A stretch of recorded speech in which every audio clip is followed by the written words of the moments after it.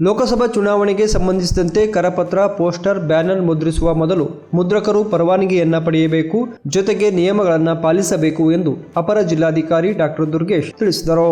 ಅವರಿಂದು ಜಿಲ್ಲಾಧಿಕಾರಿ ಕಚೇರಿಯಲ್ಲಿ ನಡೆದ ರಾಜಕೀಯ ಪಕ್ಷಗಳು ಮತ್ತು ಮುದ್ರಕರ ಸಂಘಗಳ ಮಾಲೀಕರೊಂದಿಗೆ ನಡೆದ ಸಭೆಯನ್ನ ಉದ್ದೇಶಿಸಿ ಮಾತನಾಡಿ, ರಾಜಕೀಯ ಪಕ್ಷಗಳು ಪ್ರತಿದಿನ ಮುದ್ರಣ ಮಾಡುವ ಮಾಹಿತಿಯನ್ನ ಜಿಲ್ಲಾಧಿಕಾರಿ ಕಚೇರಿಗೆ ಒದಗಿಸಬೇಕು.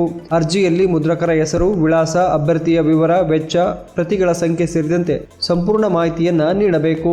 ಯಾವುದೇ ಕೋಮು ಭಾವನೆ, ಪ್ರಚೋದನೆ ಉಂಟು ಮಾಡುವ ಪೋಸ್ಟರ್ಗಳನ್ನು ಮುದ್ರಿಸಬಾರದು. ಮುದ್ರಣದ ನಂತರ ಪ್ರತಿಯನ್ನ ಜಿಲ್ಲಾಧಿಕಾರಿ ಕಚೇರಿಗೆ ಒಪ್ಪಿಸಬೇಕು. ಸಮರ್ಪಕವಾದ ಮಾಹಿತಿ ಲಭ್ಯವಿಲ್ಲದಿದ್ದರೆ ಮುದ್ರಕರನ್ನೇ ಹೊಣೆಗಾರರನ್ನಾಗಿ ಮಾಡಲಾಗುವುದು. ಜೊತೆಗೆ ಚುನಾವಣೆ ಬಹಿಷ್ಕಾರದಂತಹ ಪೋಸ್ಟರ್, ಕರಪತ್ರ ಮತ್ತು ಬ್ಯಾನರ್ ಮುದ್ರಿಸುವುದು ಕಾಯ್ದೆಯ ಉಲ್ಲಂಘನೆಯಾಗುತ್ತದೆ. ಚುನಾವಣೆಯಲ್ಲಿ ಅಭ್ಯರ್ಥಿಗಳು ಪ್ರಚಾರದ ಪ್ರತಿಯೊಂದು ವಿವರವನ್ನು ಚುನಾವಣಾ ಆಯೋಗಕ್ಕೆ ಸಲ್ಲಿಸಬೇಕು. ನಿಯಮಗಳನ್ನು ಉಲ್ಲಂಘಿಸುವವರ ವಿರುದ್ಧ ಕಠಿಣ ಕ್ರಮ ಜರುಗಿಸಲಾಗುವುದು ಎಂದು ಎಚ್ಚರಿಕೆ ನೀಡಿದರು. ಇದನ್ನ ವೈಲೇಷನ್ ಮಾಡಿದರೆ ಅವ್ರು ಏನಾಗುತ್ತೆ ಅನ್ನೋದ್ರ ಬಗ್ಗೆ RP ಆಕ್ಟ್ ಅಂದ್ರೆ ಪ್ರಜಾಪ್ರತಿನಿಧಿ ಕಾಯ್ದೆ ರಿಪ್ರೆಸೆಂಟೇಟಿವ್ ಆಫ್ ಪೀಪಲ್ಸ್ ಆಕ್ಟ್ ಪ್ರಕಾರ 9151 ಆಕ್ಟ್ ಪ್ರಕಾರ 127A ಸಬ್ಸೆಕ್ಷನ್ 1-2 ಪ್ರಕಾರ ಅವನಿಗೆ 6 ತಿಂಗಳು ಜೈಲು ವಾಸ, 2,000 ಪೆನಾಲ್ಟಿ ಅಥವಾ 2 ಸೇರಿನೂ ಕೊಡಬಹುದು.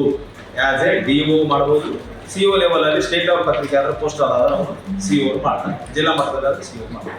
ಇದು ಕಡ್ಡಾಯವಾಗಿರ್ತಕ್ಕಂಥ ಈ ಅಂಶಗಳನ್ನು ನೀವು ಪಾಲನೆ ಮಾಡಬೇಕು. ರಾಜಕೀಯ ವ್ಯಕ್ತಿಗಳು ಮಾಡಬೇಕು ಮತ್ತು ಪ್ರಿಂಟಿಂಗ್ ಪ್ರೆಸ್ನವರು ಮಾಡಬೇಕು. ಇದು ಕಡ್ಡಾಯ.